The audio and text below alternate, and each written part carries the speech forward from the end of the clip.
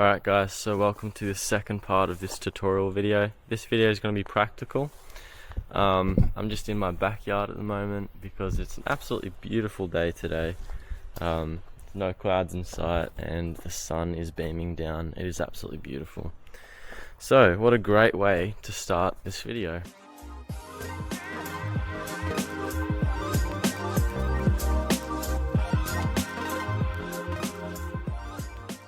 Alright guys, so I'm going to talk you through just a few of the tools that you'll need before you create this.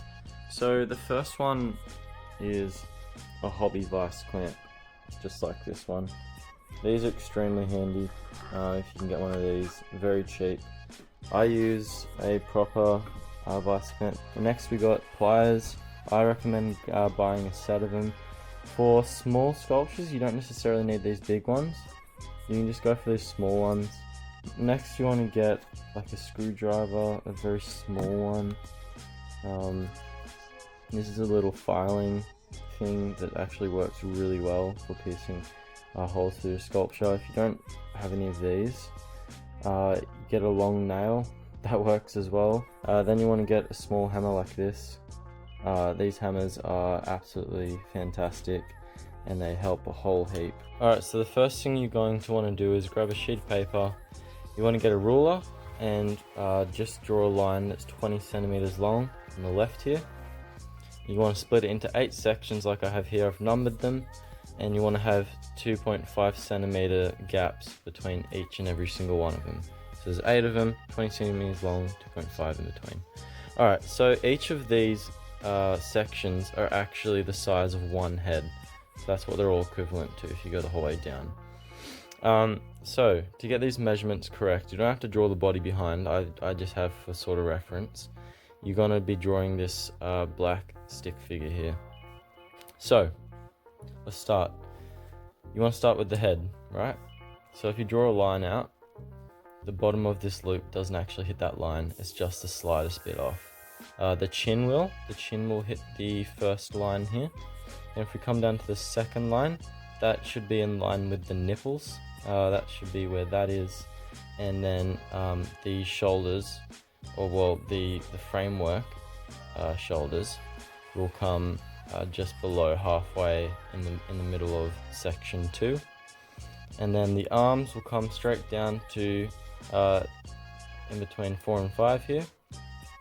You're going to stop at the wrist. You don't want to make the framework to the hands because the hands are made separately and then they get attached. And then the hips are just slightly above that, and then obviously the legs go straight down to the bottom, and the knees will sit just above the middle of 7 and 6 here. Alright, so once you have that drawn up, you got to realize that this isn't going to be a straight sort of stick figure. I guess you can kind of go based off this. See this here, there's a black line. So that's actually the spine, that's where it all sits. This loop that's right here, that sits near the back of the head, so the chin actually comes out quite far from this. There's not much of the back of the head that comes out from it. Now, the framework itself, this is what you're building off, right? So you got to realize that like the front is where most of your wire is going to be added. You're not going to add so much to the back of it because the framework is sitting near the back. It's not that fully dark line there. There's actually one in front if you can see it. That's the line where the framework should sit. So the shoulders should come forward slightly and the hips will just stay where they are. People make the most mistakes with these sculptures when it comes to making it perfectly 3D. So it's easy to make a sculpture that looks 3D from the front. As soon as you turn it sideways, you know, you probably have it really thin. I used to do that a lot, and so I've just realized how important it is to bulk the sculpture out in every direction, as in when you're looking at it, you need to make sure that you're not just working off one perspective. You need to work off all of them to make sure everything's right. Okay, so that's the male one. Move to the female one. You can still draw this 20 centimeters, but I just want to let you know the difference between men and females is that their hips will sit higher up, so they have longer legs, and their shoulders are not as wide. Their hips will be wider as well. So within this, you can copy this if you want. See, it's 14.3 centimeters, and I've created 1, 2, 3, 4, 5, 6, 7, 8 sections, though this one's looks like 2 times as big. You can just screenshot this section right now in this video if you want, and just copy that into your book if you want to. And I think each section should be the size of the head as well. So yeah, that's the female body. And if you want to change this from 14.3 centimeters into any other one, then you can do your normal maths and everything. That's how I made open hands. I had to do all my maths and basically just scale it up. Alright, that's measurements done. So let's get into creating the framework of this sculpture.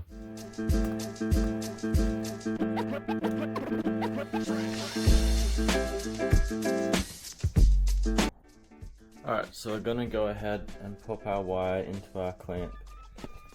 I'm going to bring it out just above, I think 2 meters would be good. So let's bring it to here. You can see that. We're going to grab our cutting device tool, and we're just going to got this now. We're going to make a second, and then we're going to twist them together. Alright guys, so now I've got my 2-strand wire, and what I'm going to do is I'm actually going to put it into the top of this drill. Alright, so what we want to do is we want to line it up with our sculpture. We're going to grab our pliers, and you basically just want to create bends where all of the points are where you have to bend it, I guess. So we're going to do this. As you can see, that's an arm, and that's the muscle in the middle. Now with this middle one, you're wanting to bring it down just further than the actual hips, because you're going to end up, this is what you're going to use to attach the arms to the legs. So we're going to go a bit longer.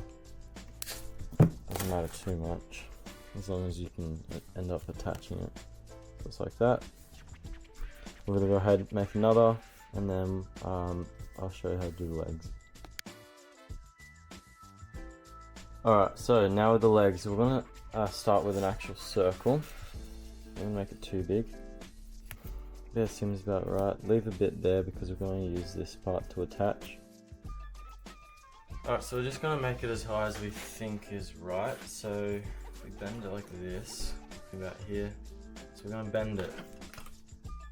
See that? Made a right angle. Now we're going to use that as one of the legs, so we're going to, that's actually one of the hips that you've just bent there. So we're going to put it, line it up with the hips down here, and then we'll bend it at the other hip. So as you can see, we've just created 2 legs. They're just extra long. Alright, what we want to do is you've got to remember that this is the guy that we're creating. So one of his legs, if you look at it, you gotta find where the knee is, so line it up with your framework that you've gotten. Grab the pliers, make a bend where the knee is, make a bend where the knee is on the other leg as well. Just like so. Can you see the legs there? Alright. Now we've got the length that we want, like that.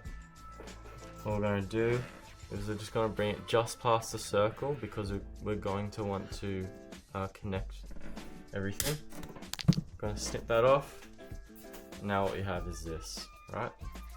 And the second leg that isn't attached yet. Alright, so this is what it's sort of going to look like. We need to add the arms now, and the neck and the head. This is how it's going to stand. It's going to be a lot of wire that's added to the bottom to keep it down. We're not going to use any timber for this.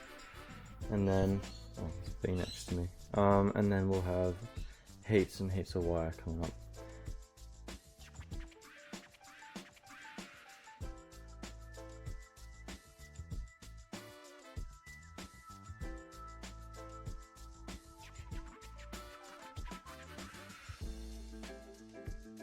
Alright guys, so the head is a very simple thing. You're just making a small loop, twisting the base until the neck's long enough, just as the framework is. It's important that you go off the framework that you've drawn.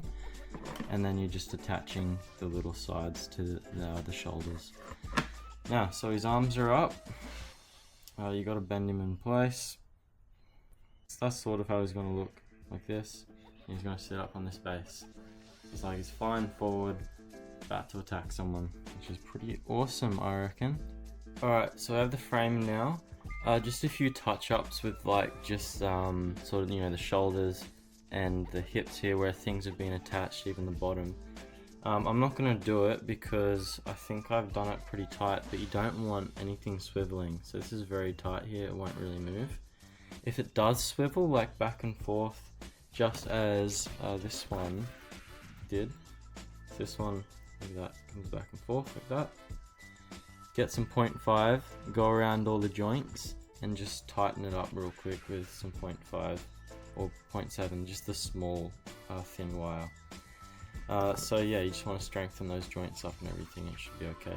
So you just want to grab a bit of 0.9, really not much, as you can see here. I'm just going to make a bend directly in the middle of it. So we're going to bring it nice and close, like this. So you want to get the finger from where it, like the tip of it is, right down to your palm, and that's what you're going to be creating. So you're going to make all 4 fingers out of wire. I'll show you what that sort of looks like. So you're going to bend it at the bottom, bend it up. So this is the pointer, so we'll do the middle one next to it, which will be slightly bigger. Right, it should look like this. Now we're going to go through and we're going to tighten up all these bottom bits. So we just sort of widen everything. Just going to tighten through the hand. And we'll take the one on the pinky side and we're going to wrap it around like it's the bottom of the palm. You can bring it in between the your ring finger. Alright, so now what we want to do is we'll add these spaces. So you want to hold it nice and tight at the top like I am here. And then you just want to start wrapping one of the wires around the arm until you get to the shoulder. So that's definitely connected.